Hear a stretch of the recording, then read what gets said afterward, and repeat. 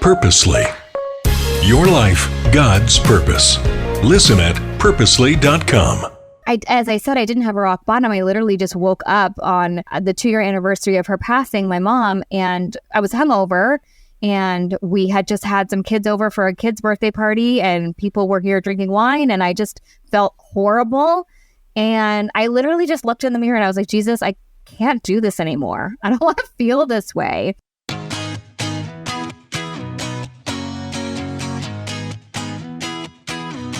I'm Julie Lyles Carr, and you're listening to the AllMomDoes podcast, part of the Purposely Podcast Network. Get ready for some great inspiration for the life you're living, the kids you're raising, the marriage that you're nurturing, and the faith walk you're walking right here on the AllMomDoes podcast.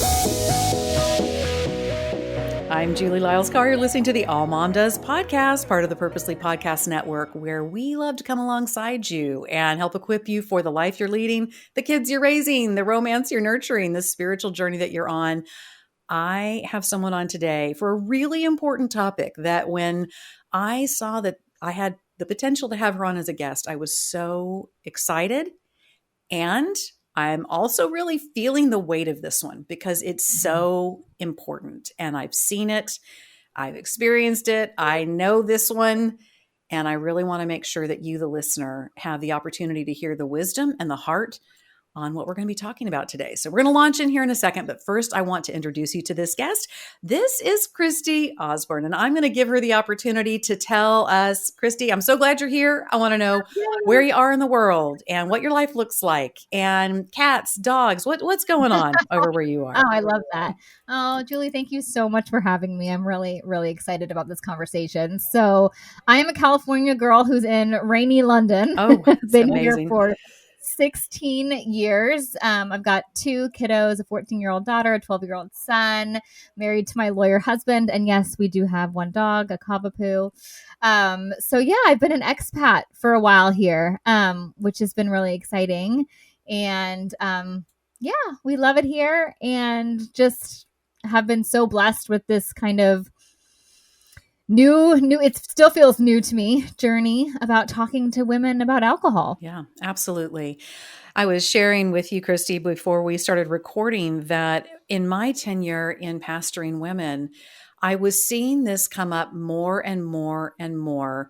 Just what do we do with alcohol, drinking, the culture? You and I have seen it all the way from complete teetotalism all the way to a really interesting view of some of the things that can happen when people get into those lanes. I've seen it from a lot of different perspectives. I've seen it from the perspective of someone who I adore and am close to, watching them battle alcoholism. What I really appreciated in the way that you are approaching this topic is the functionality of how so often we talk about somebody hitting rock bottom, right? And that's where we think that that's when transformation should begin. That when you hit rock bottom, that's the place where you really need to analyze what's going on. Christy, your message, I think, is so important and so timely that, hey, we don't have to hit rock bottom to back up and think about our relationship with certain things. And while we're going to be talking specifically about alcohol today, I think these are conversations we can have around shopping, around binging shows and kind of dissociating from reality, about all kinds of different things in which we try to create a buffer from where our real life is and the places that we kind of want to go and hide and just disconnect a little bit. So, Christy, can you share some of your own journey? Put some flavor on why this topic came up for you, why you began really looking at it through a different lens. Yeah. I mean, I thank you so much for that introduction. I didn't have a rock bottom. I really didn't. I noticed now in retrospect, various parts of my journey where there was an uptick in my drinking. The first was definitely when I had children and I was living over here in the UK with no family and not knowing anybody else. And so I gave alcohol and wine like the job of something to help me relax and to cope with motherhood. And then the second big uptick for me was when my own mother passed away in 2018. It was to cope with grief. And then it also kind of became this thing to make life more glamorous and fun. And as I said, I didn't have a rock bottom. I literally just woke up on the 2-year anniversary of her passing, my mom, and I was hungover. And we had just had some kids over for a kid's birthday party, and people were here drinking wine, and I just felt horrible. And I literally just looked in the mirror and I was like, Jesus, I can't do this anymore. I don't want to feel this way. And it wasn't this like I didn't get a DUI. I mean, my marriage definitely was not in a great place because there was a lot of like alcohol infused arguing, but like I hadn't like lost custody of my kid, any of those things that we hear about. It was just a general like wearing out of I was exhausted. I was just really, really deep in grief. And I didn't want to feel that way anymore. I find that sometimes these conversations, even though they should be ideally the place that in our faith communities, we should be able to talk about these things, particularly at this level where you're saying, I'm noticing there's a problem. I'm not all the way down in the ditch, but how do we begin to talk about this? And I think part of what interferes sometimes, Christy, is we've been in communities potentially in our faith walks from time to time that were very legalistic about certain aspects of this. Yeah. And so sometimes even saying, hey, I think I might be struggling can have those around us in a way that I think is well-intentioned. Say, you shouldn't, hey, come as you are, and you shouldn't have guilt and shame on these things. And Jesus turned the water to wine. Like, don't be so hard on yourself. How can we do a better job as women coming alongside each other when someone says, I'm kind of wondering if I'm doing too much of this? Yeah. How do we come alongside in a way that's a lot more supportive than sort of trying to diminish when somebody does have the courage to raise their hand and say, I might need to look at this in a different way?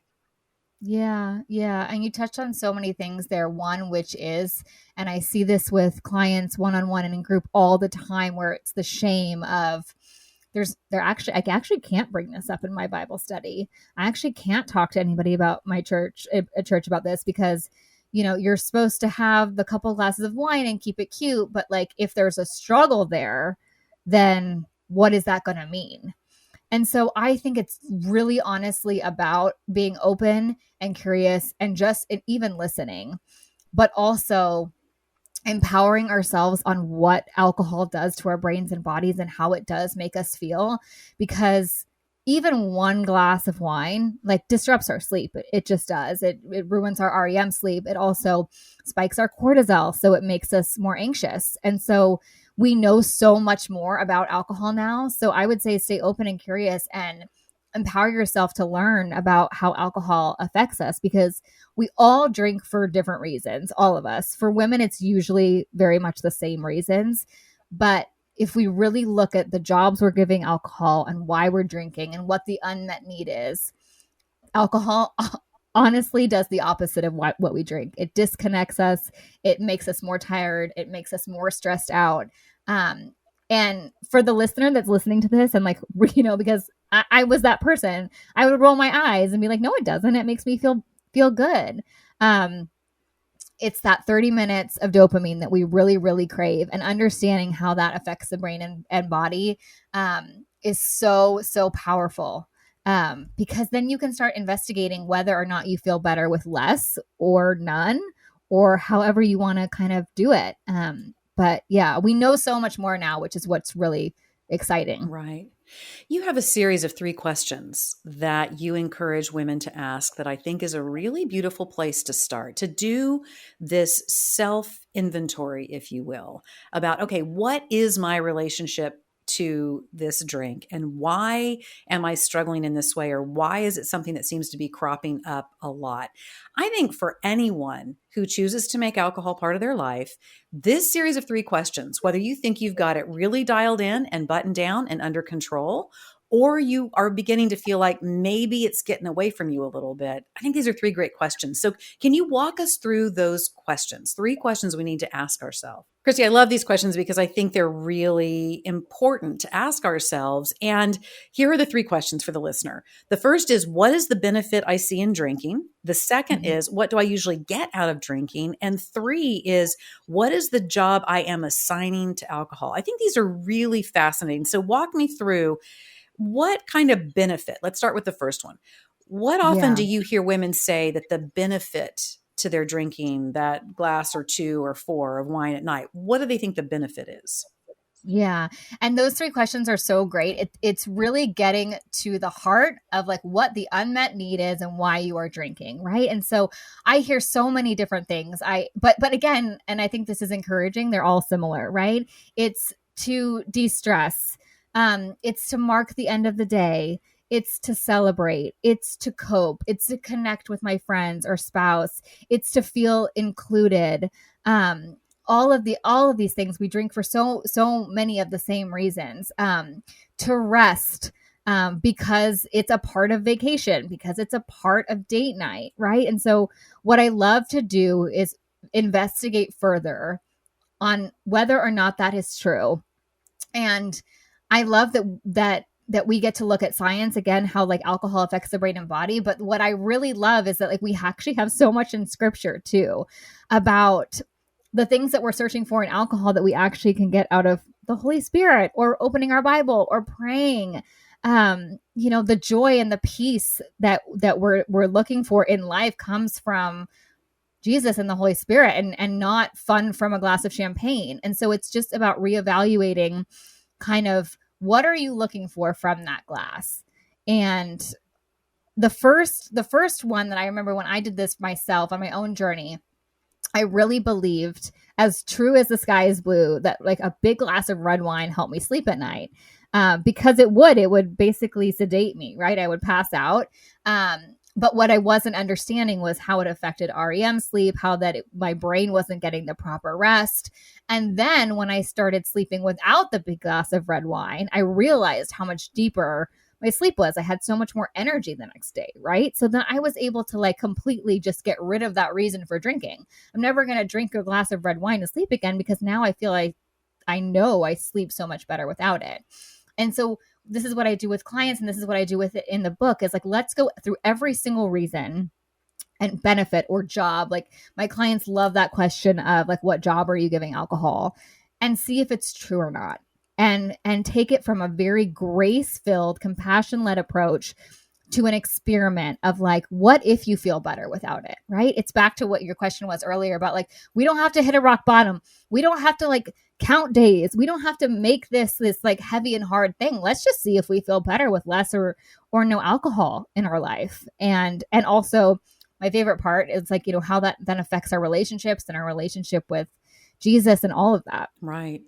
I think moving into that second question of what do I usually get out of it? I think that's one of those pieces that's interesting, because for a lot of people, I think if there can be a deep honesty in this, there probably are some things they feel like they are getting out of it. So let's say they're at a networking event and it kind of just automatically makes them part of the group. Or let's say that it is kind of a sophisticated or fancy kind of thing. And that moment of feeling like they have that and it makes them part of that experience can be something.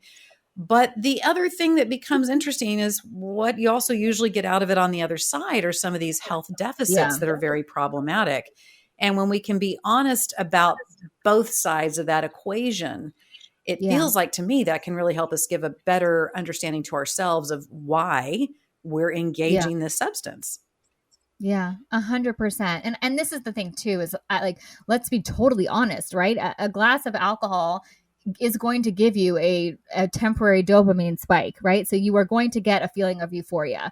However, when we investigate that and know how temporary it is and what the come down then is, we get flooded with a hormone called dynorphin. It's a depressant. Our body then tries to regulate to pick us back up again by craving that other drink. Like understanding all of that in isolation of, okay, do I want to have the 30-minute dopamine spike if the fallout is a bad night's sleep and increased anxiety and all of these other things? Like we get to make these decisions, right? Like we get to make these choices. It's, I think, just about understanding how it truly is affecting us.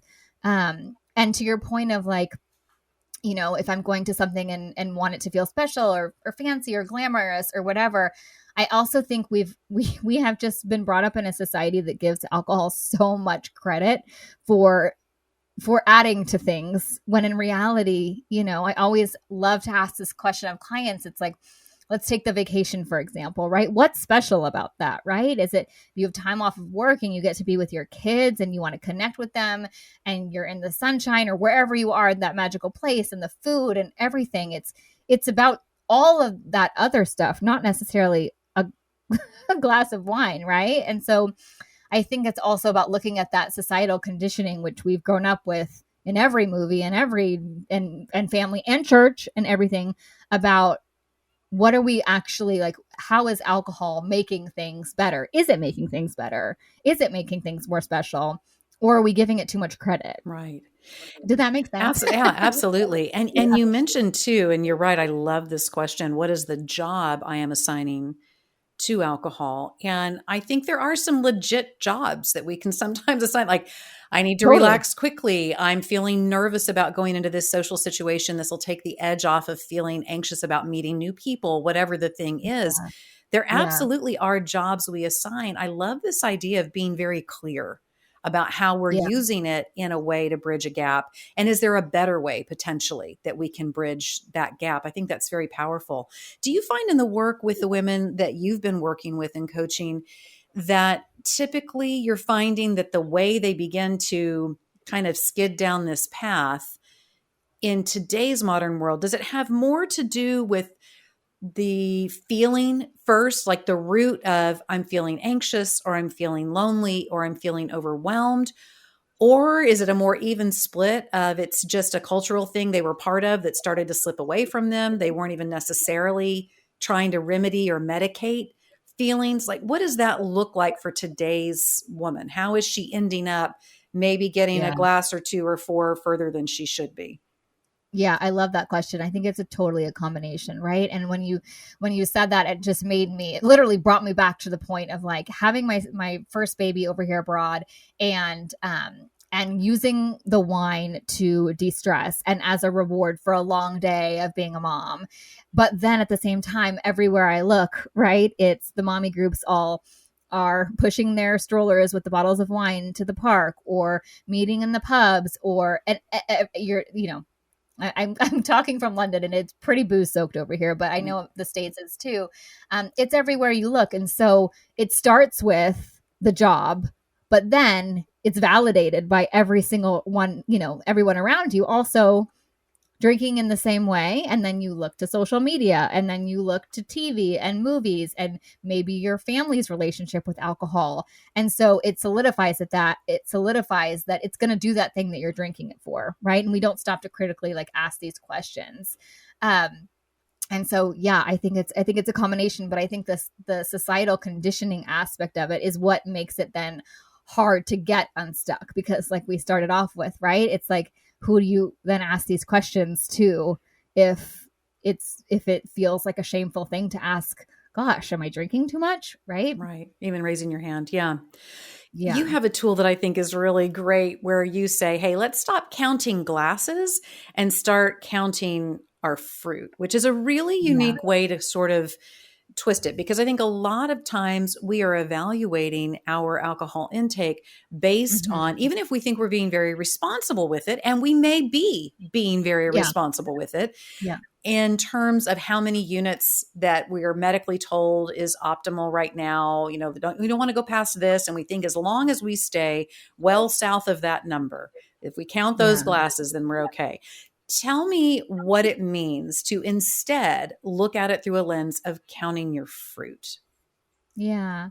I came up with this because I spoke to so many women who they didn't even feel like they were allowed to ask any sort of critical questions about alcohol because they were only, let's say, drinking on a Friday night, right?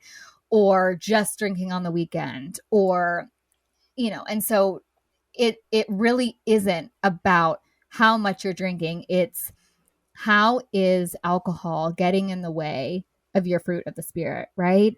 And my joy when I was at the height of my drinking, and this goes to the chemical way that alcohol messes with our neurochemistry and our hormones and everything like that. But your baseline for joy is just so much lower when you're relying on an artificial high of alcohol.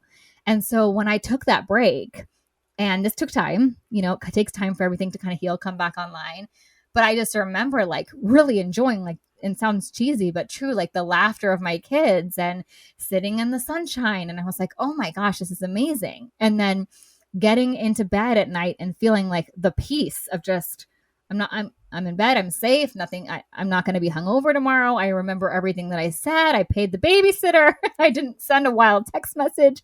You know what I mean? Right. And so that is the thing, is it's not necessarily how much you're drinking. Is it robbing you of those things that we are given from the Holy Spirit, the love, joy, peace, patience, self-control, right? Like, I mean, when I was at the height of my drinking, there was zero self-control. Yeah. And so again, it doesn't matter how many units, but just like, how do you feel? How do you feel? And could you feel better without it or less? Right. You talk about the willpower trap. And that phrase resonates with me on so many levels and so many different things in my life, whether it's that I'm trying to eat healthier or I'm trying to stay on top of, household stuff or whatever, and thinking if I can just conjure enough willpower. Yes, even with Jesus helping me. So tell me how you identify the willpower trap and how it does not serve us well to think that this is all got to be a willpower kind of a thing. Yeah. I mean, part of that too is with the willpower thing, is that if you're gritting and bearing, trying to make through days and trying to get through like a stretch of alcohol-free days, and it feels like very like you're in a place of deprivation, like that's going to be extra hard, right? And so instead of like having it be willpower, which runs out, like I believe that our willpower is literally like the phones on our, like the batteries on our phones, they drain. We only have so much. If you're a busy mom who's working or not working at home, whatever, you've made 40, 50,000 decisions a day. By the end of the day, alcohol or no alcohol, like alcohol is going to win because it gives you that easy, quick fix. And it's hard because you're going against all these subconscious desires of the job that you want to get from alcohol, which is rest, relaxation, coping, whatever it is. And so you're fighting against your actual desire. And so it's really, really hard. And so that's why instead of willpower, I like to dig into these jobs. I like to dig into like all the subconscious data that we have over the course of our lives that supports those jobs, and then figure out if it's really true. Like I said with the example of not drinking red wine to sleep, right? Like I don't have to get into a willpower battle about that anymore because I know what's true. And so, willpower only will take you so far. If you still have these really strong held beliefs about what alcohol is doing for you, it's going to be really, really hard. Right. So talk me through when you began your own process. You identified, okay, I got to this hangover moment where the next day I was trying to struggle through the kid's birthday party, and then there was more wine being served, and it all just was like, whoa. What did the days after that look like? You have this moment where you're recognizing this is not serving me well, but there are a million habits to be broken. There are a million triggers to be overcome in that next phase. What did you do? Yeah. So I didn't know it then, but I'm so glad. And I talk about this in the book of just, I gave myself I'm going to approach this with experimentation. I'm not going to put a label on it. I'm not going to even like say a number of days. I just know that for right now, I need to like figure out how to not drink for a little bit and see if I feel better and see if that's going to have a knock-on effect, in making me feel better.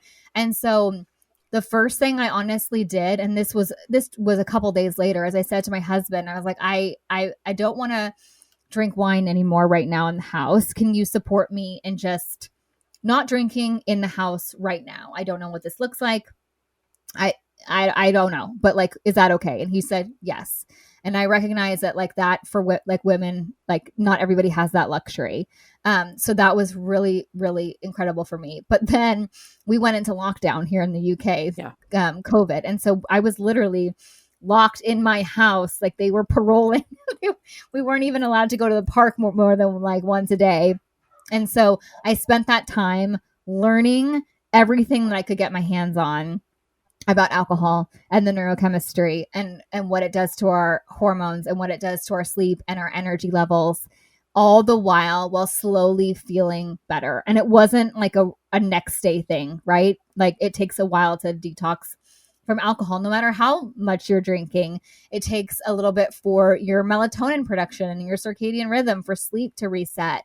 But I just knew that I felt my body healing, and I gave myself a lot of grace to not say forever and not put a label on it, but just to like be open and curious and see what it felt like. And honestly, the more I stuck with it, the better I felt, and my relationships improved, and I was reading my Bible again and all of that good stuff. And I had more patience with the kids. And I was just like, okay, well, why would I go back to drinking if I know I feel so much better without it?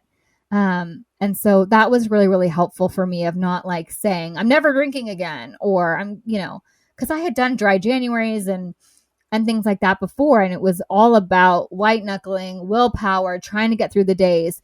But I wasn't learning about what alcohol was, and I wasn't paying attention to how I felt better without it. I was just trying to get through the days. Just trying to check boxes off the calendar. Yeah.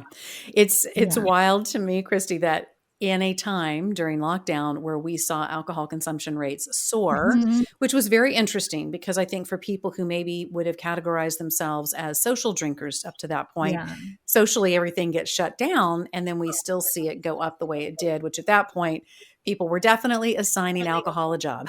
Get us through this pandemic. So I get that. Yeah. But you did the inverse. You went the opposite direction, which is really, really fascinating. At a time when a lot of people would have found it incredibly challenging to have let go of their alcohol consumption, you went the other direction. I think that's really wild. So talk to me about what someone can do if they are in a household, if they have a family culture, if they're living in their community that really has a focus on drinking. Maybe their spouse is someone who doesn't respond the same way your spouse did and says, I'm going to drink in my own house. And what do you do in that situation? Because we know that what the community we put around ourselves and the practices of the people around us can either be very supportive of what we're trying to accomplish, or can be really difficult. And I think that there are times that maybe you need to take a break from that book club that you love so much, but it's just part of that culture. Maybe it's time to take a break from this, that, or the other. First of all, the courage to take a break from some of those settings. But then there are other settings where we can't take a break. So what do we do when that is our reality, that we're not really going to have the community support that would be the most helpful to take a break? Yeah. And I felt that fear, right? Because I didn't know that there were other communities out there. When I did this, the only thing that I thought was available to me was AA. I didn't know of any other community. I didn't know of coaches, anything like that. And so the first thing I will say is, like, even though you may feel like you're the only one, and even if you feel very alone, if we just helicopter out for a second, like, we can see that the sober curious movement is booming. The amount of alcohol-free options is, I mean, the market value is up by like billions year on year, because more and more people do want to look at this. And so even though if you feel like you're the only one in your immediate group, like, there is this cultural shift coming in. We know how alcohol is affecting health. The liver transplants that, are now coming out, the amount of women that are in their, 30s and 40s that drank through the pandemic, now we're seeing are all ending up on these liver transplant lists. That's what I was trying to say. And so we're seeing the fallout of that. And so you're not alone. And this is why I wanted to create community. And I have one. It's linked to my podcast, and it's a very low bar to entry. If you feel like you need other women, like, I've got a great group of Christian women that we just get together. And sometimes we don't talk about alcohol, but we talk about Jesus, and most people are on a version of an alcohol journey. And so I totally have that available for people that want community. But if that feels scary, I would bring it to Jesus, right? Bring it to prayer. Ask for someone in your community. I have been really surprised by what happened when I started saying that I wasn't drinking. It actually opened the door for other moms and other women to be like, oh, if she's not drinking, does that mean I get to say no at this book club and I'll have something non-alcoholic? And so I think there's also an incredible thing about being the first mover and being the person that gets to be the change maker. And so, yeah, that was a really long-winded way of answering that there is community and you're not alone. Right. And I love that you bring up too. I mean, obviously AA has been very powerful for a lot of people. Celebrate Recovery has been powerful for people, but those are not the only places to get the support that you need. And when you talk about having a community of women who are living in the same seasons of life and who probably are experiencing some of the same triggers, some of the same reasons, or assigning some of the same jobs to alcohol, that to me feels really powerful to be able to talk about things in that way. So how do we both embrace that there are modalities that have worked very well for certain people, but give ourselves permission to find the community that might be a better fit for us when it comes to taking a really thorough look at what we are consuming and why, and making sure that we're aligning ourselves with people who can understand that. Yeah. And that's the thing too. I don't think there doesn't have to be just one way to do this.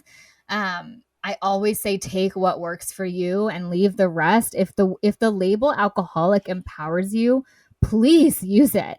If it makes you feel somehow less than and you don't want that as a mark on your identity for the rest of your life, don't use it. Right. We get to do this in a way that serves us. And so I would just say explore. And if something doesn't feel right, know that there are other ways. And that this doesn't have to actually be a battle for if you're a woman that's really struggling with this also doesn't have to be a battle. There is like potential for freedom.